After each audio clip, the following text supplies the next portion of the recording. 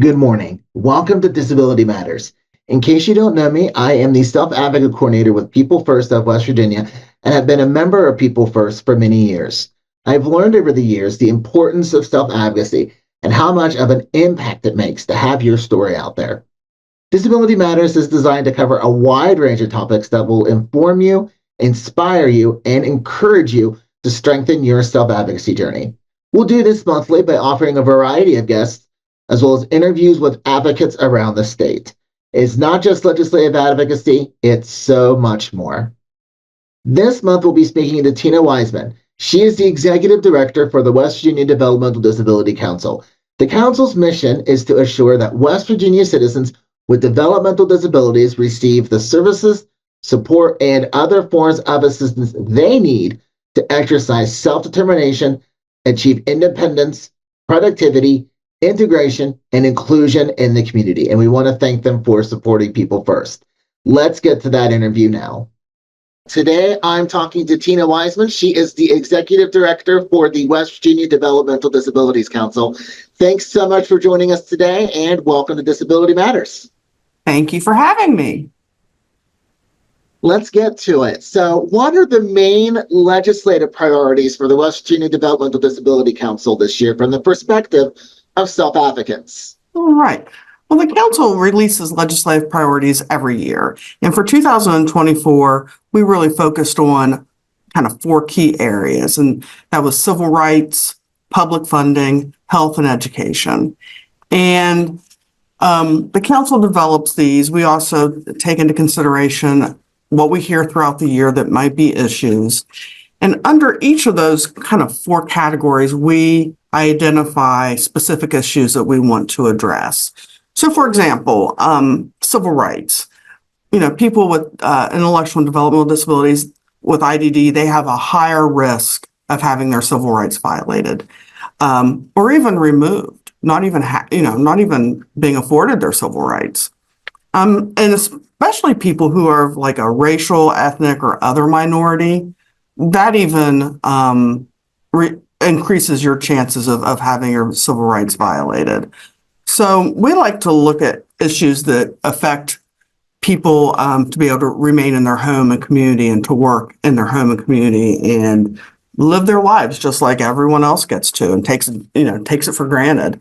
Looking at ways that home and community-based services can really enhance person-centered planning and self-direction, putting the person in the driver's seat.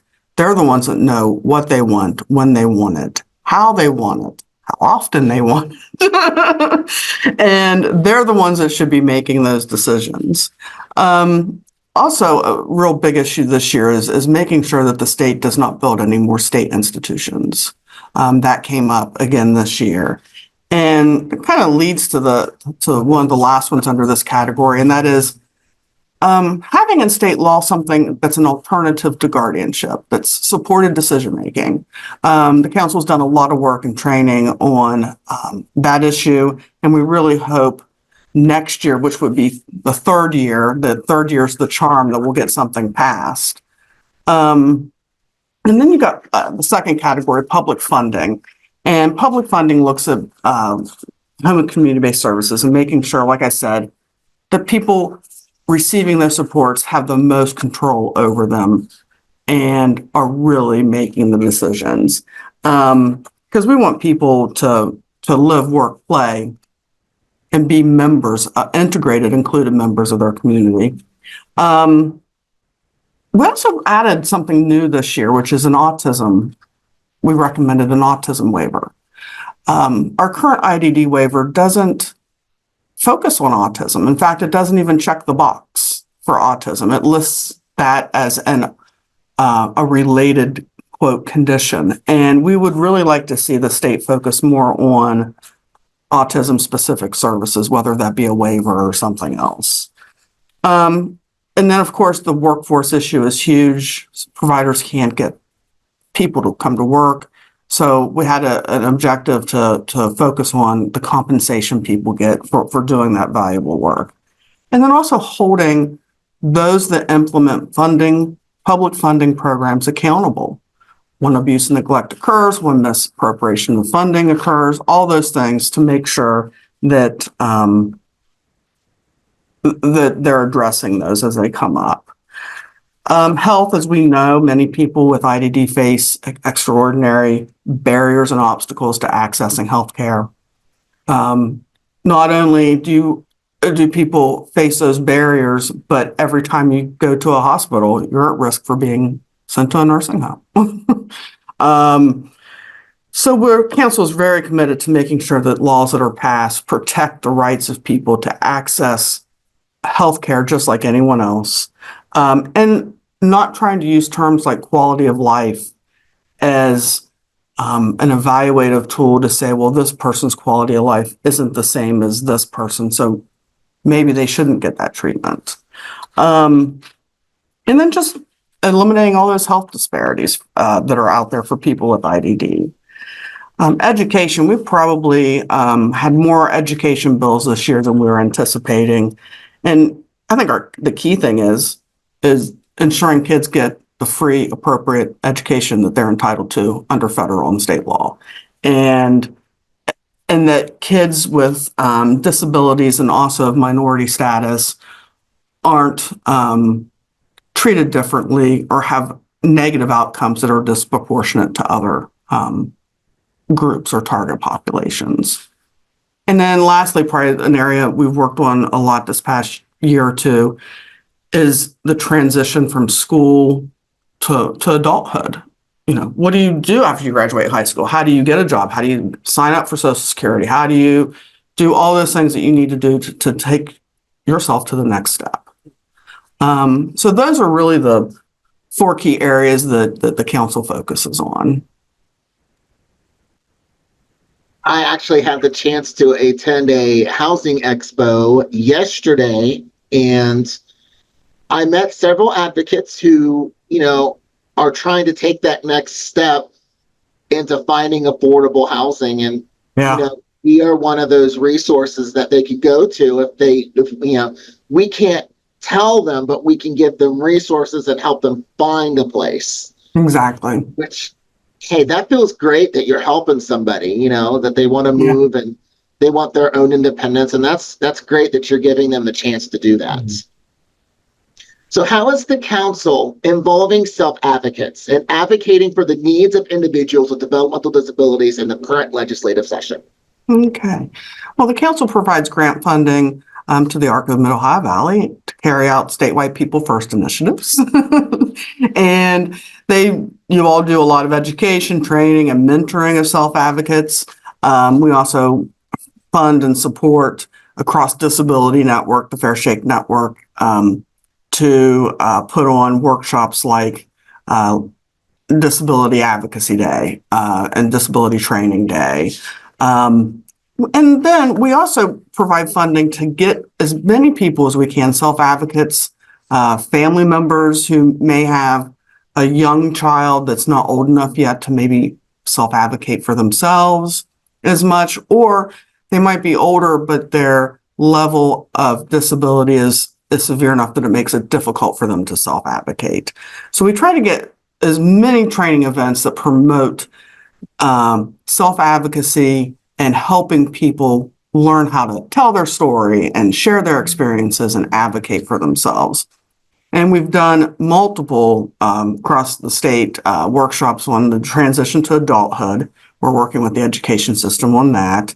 Partners in policy making, we did a reunion at the end of last year, and it was very successful. And we did a whole day's worth on how to tell your story. And also the council, in addition to, we do help council members go to these things, but we also help people that aren't council members go to a lot of trainings and workshops across the state. But for council members, we try to take self-advocates every year to, it's called the Disability Policy Seminar. It's in DC, and it's put on by the National ARC and a bunch of other organizations. And we go to Capitol Hill, and it would, if me and Christy and Katie and the chair went, it would be okay. But what makes it so meaningful is having those self-advocates there, because they can tell their story. And we got in with all of our congressional delegation, had meetings, and it's really wonderful opportunity for particularly our council members to speak on that national stage. And we do have a grant with Shared Support, who is training self-advocates to actually teach and lead training on person-centered planning. And they did the first group did their first official training with the Family Support of West Virginia. And I attended, and it was excellent. So that's just a little snippet of how we try to involve self-advocates in our legislative functions. Yeah, that I have never been to a disability policy seminar. I've attended one virtual, but that is one of my goals now that I'm self-advocate coordinator, is I definitely want to go to one.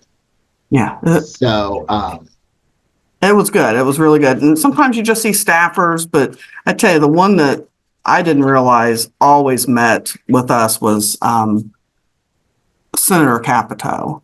And she was on the floor, and she made sure her staff, they're like, keep them there until I can get there, because she really feels it's important to meet with us and to take pictures with everyone there, and to just, and hear the issues. But other than that, I think everyone else met with a staffer. Manchin was going to meet, but he was on the floor and doing some stuff that just couldn't get away. So what are some of the primary challenges the council's facing in terms of legislative matters, and how are they being addressed? Well, this year we were ready for some of the legislative issues, and then we were blindsided by one at the last minute that no one saw coming. So we were expecting the reintroduction of legislation to create a 20-bed, what's called intermediate care facility for people with intellectual and developmental disabilities.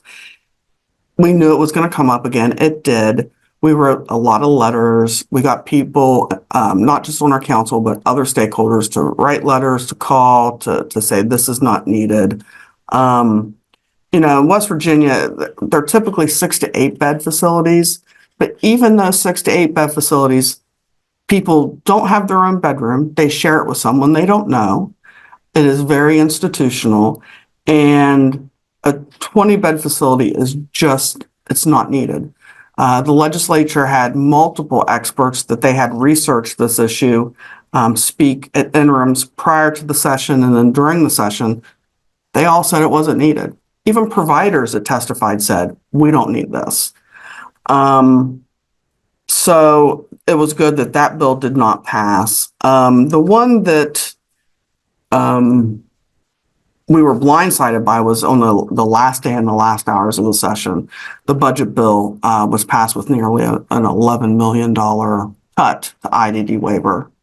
And if you combine that with what we would get in federal dollars, the cut would be more like $42 million. And it was done really outside of the legislative process, in a sense. No one really knew what was going on. And then all of a sudden, the bill gets passed with these cuts. And that's when your self-advocates and people across the state really stood up and said, we're not going to take this again. The Facebook group started back up, the letter writing campaigns, all those things, the phone calls, the emails, all those things started back up. The governor called for a special session. This group pulled together a rally at the Capitol. It was very, very well attended. And I think even though in the special session we didn't get what we wanted fully, they still heard our voices. They still heard it loud and clear. And they know we'll be back. Yes. They know we'll be back if things don't go well. But what we ended up with was an amended bill that basically didn't put the money back, but said if they need it, it's there and they can ask for it. And then probably the other last critical issue that's just is getting that wait list. There's probably about 700 people now on the IDD waiver wait list, and really need to get money allocated. And I think we've found out since all this budget stuff has come through that the department hasn't been spending all the money that's been allocated for the waiver. And the big question I have is, well, could they have been using that funding to get people off the wait list?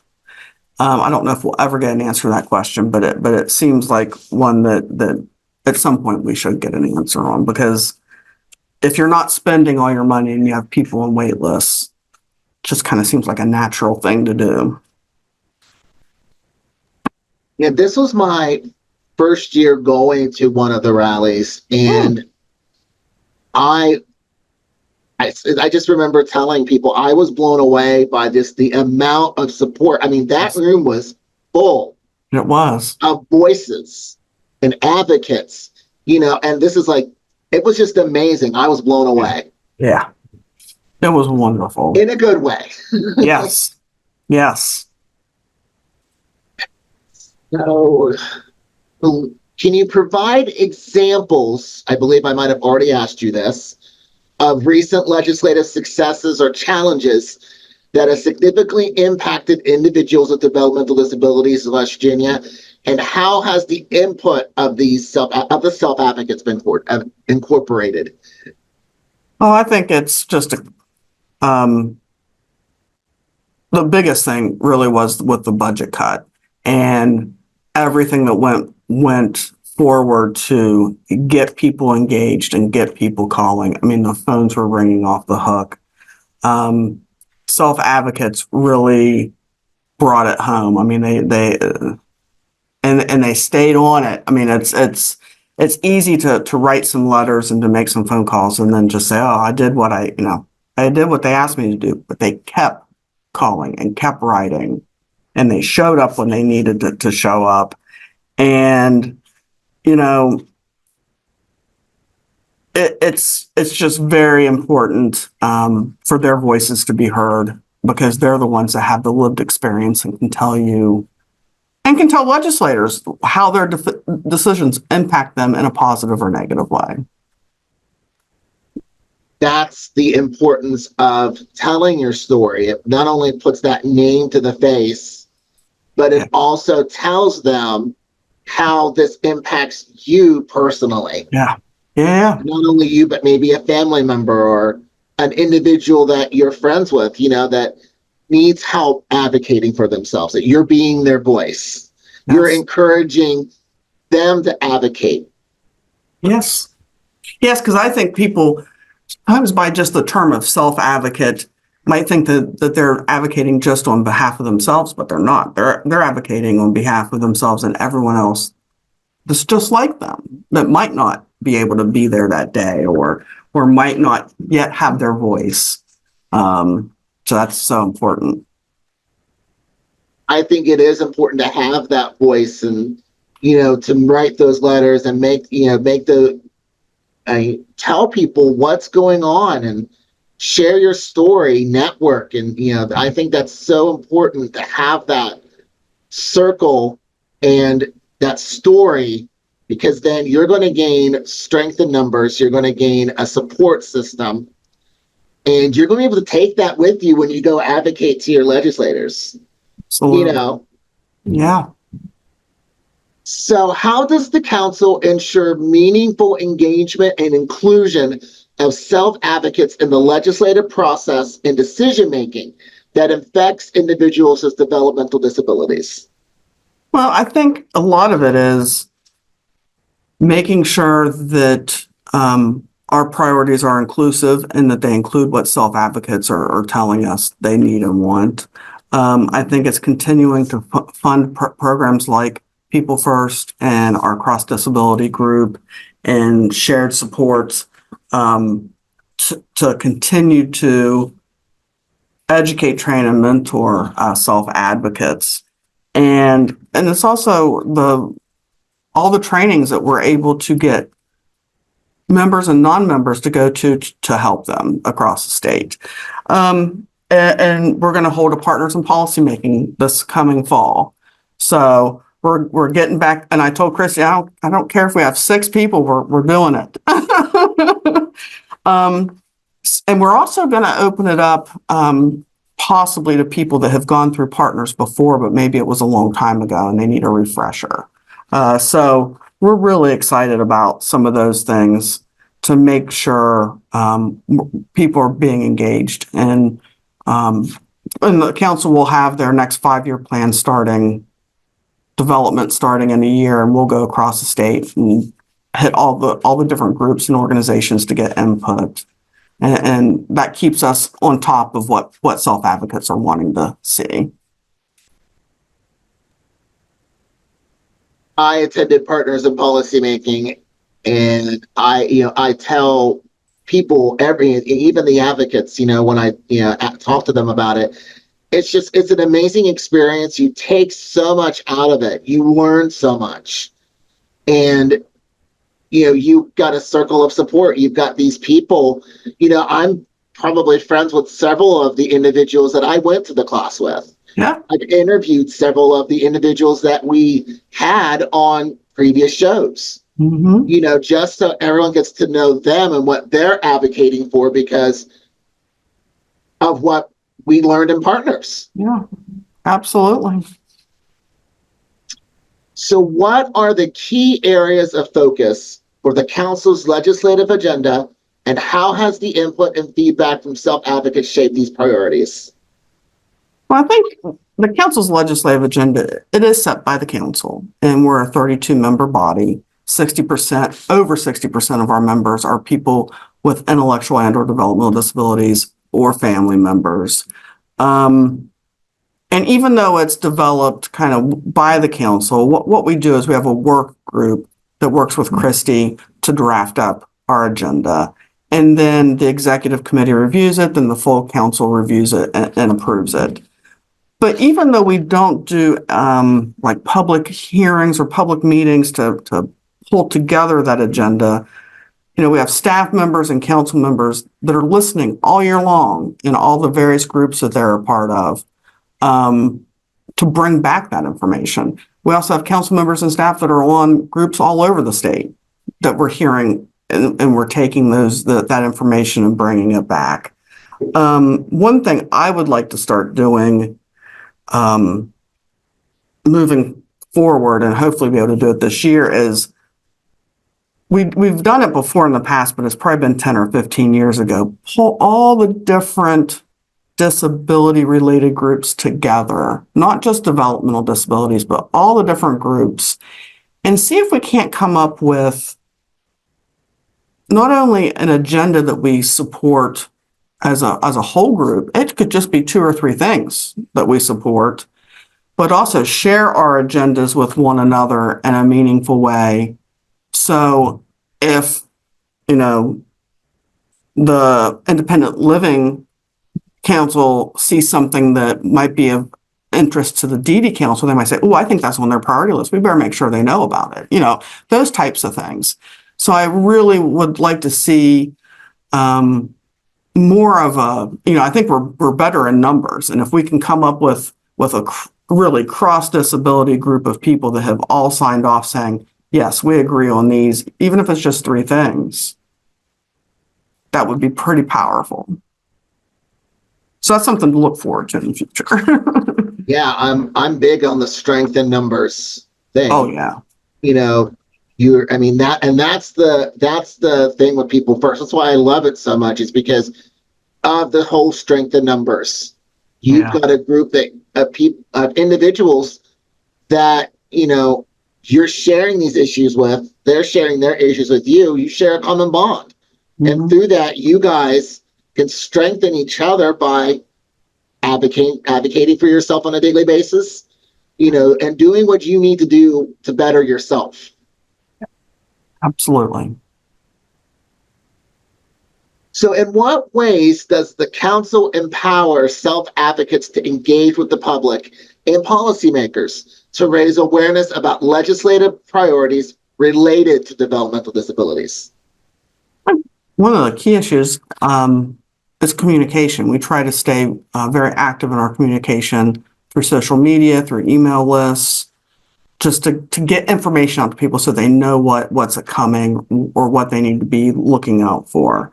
We also really support the continued efforts of People First and the Fair Shake to expand on what you're doing, and just the statewide-ness of the projects and other contracts or grants that we have that provide training to people. So I think really it's having a variety of opportunities for people to learn and hone those skills, and also a network of communication to get the information out to people. How does the council ensure that the perspectives and voices of self-advocates are actively considered in addressing funding and resource allocation issues through the legislative process to support individuals with developmental disabilities? I really think through all the ways that I've already talked about, but really chiefly the council supports the nothing about us without us motto. And that is core to everything we do.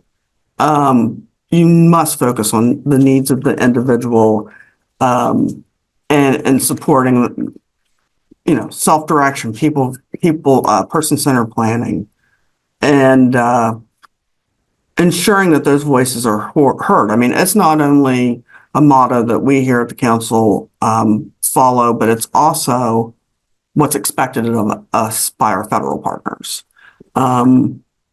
It's just core to what we do.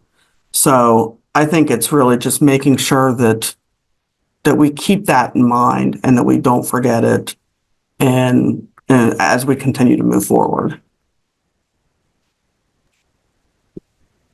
Can you share any upcoming or ongoing legislative initiatives that actively involve and consider the perspectives of self-advocates? Sure, the upcoming legislative session for 2025 is going to be really interesting. We're going to have a new governor. We're going to have new legislators because we had some that didn't win their primary elections, that we're going to see new faces because they're not going to be running in the general election.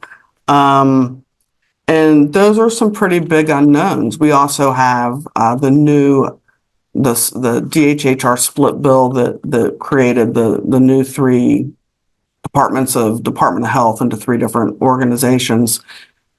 We could very well see 3 new commissioners or 3 new secretaries. So we're looking at a lot of change. But we also don't see that is going to change the critical issues that we saw last year. I think we're still going to need to focus on no more institutions. What are the alternatives? What can we do to fix the problems? Are home and community-based services perfect and without problems? They're not. But we shouldn't be building an institution to say that's how we're going to solve the problem, because institutionalizing, segregating people has never, ever, ever worked. It's never worked. And getting people to tell their stories. The last time that it looked like this bill was going to pass, the council called for a public hearing, and we had several self-advocates that had experienced institutionalization tell their stories. And those were so powerful that the bill didn't get passed. So that may be something we have to do in the future. We're going to still look to hopefully get alternatives to guardianship, supported decision-making passed.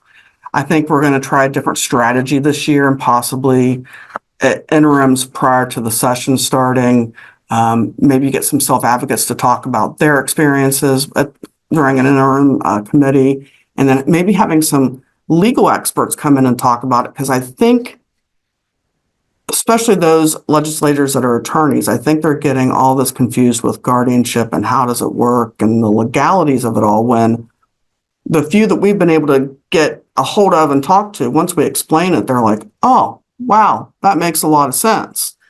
So I think those are a couple of those, a couple of the issues that we're really going to be focused on. I mean, we were the 6th state in the nation to close all of our state operated facilities for people with developmental disabilities. That was in 1998. We cannot start going backwards now. And I think that is just an area that we have to constantly stay vigilant on, because even though they've asked for legislation to do this, I don't think they necessarily need it. So just making sure that they're not doing things on their own too. So what outcomes or changes are the council hoping to achieve through its legislative efforts, and how will these directly impact self-advocates and individuals with developmental disabilities in West Virginia? We want to see consistent expansion of self-advocacy networks across the state. We want to engage our IDD partners, our stakeholders, other disability-related groups. We want to really look towards what I said, like a cohesive kind of legislative effort on a bigger scale, but also do more to educate one another about our own legislative priorities so we can really make some difference up there. It's Christy always says it seems like there's fewer and fewer people at the legislature every year since the pandemic. And I think it's the big challenge is getting people there. And transportation is a huge issue. If you don't have transportation, you can't get there. But we got to find ways to really get people filling those halls at the Capitol. All right. Is there anything else that you would like to add? No, not really. Morgan, you did an excellent job on these questions. And you really did a deep dive into the issues. And I just want to thank you for having me today. Thank you so much for taking the time to be on here. I know June was a busy month for you, so crazy. I really appreciate it. You taking the time to talk to me today. And thank you for your support and for the council's support with People First, and helping us continue the mission of helping individual disabilities. It's very important. It's very, very important. Thanks so much, Tina, for joining us this month. Now, if you'd like more information or have any questions, you can call the West Virginia Developmental Disability Council. Their number is 304-558-0416, or you can visit their website at www.ddc.wv.org. Remember, if you have a topic you want covered on a future episode of Disability Matters, you're welcome to get a hold of me.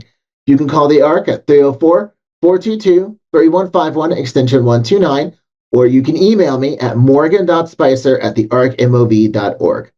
I'm in my offices on Monday, Wednesdays, and Fridays from 3 o'clock p.m. to 4:30 p.m., and Tuesdays and Thursdays from 8:30 a.m. to 4:30 p.m. If I don't answer, please leave a message, and I will do my best to get back to you promptly. That's going to do it for this episode of Disability Matters. Thank you, Tina Wiseman, Executive Director for the West Virginia Developmental Disability Council, for taking the time to join us today. Join us next time for another episode of Disability Matters, where we are advocating, educating, and celebrating the potential within you. See you next time.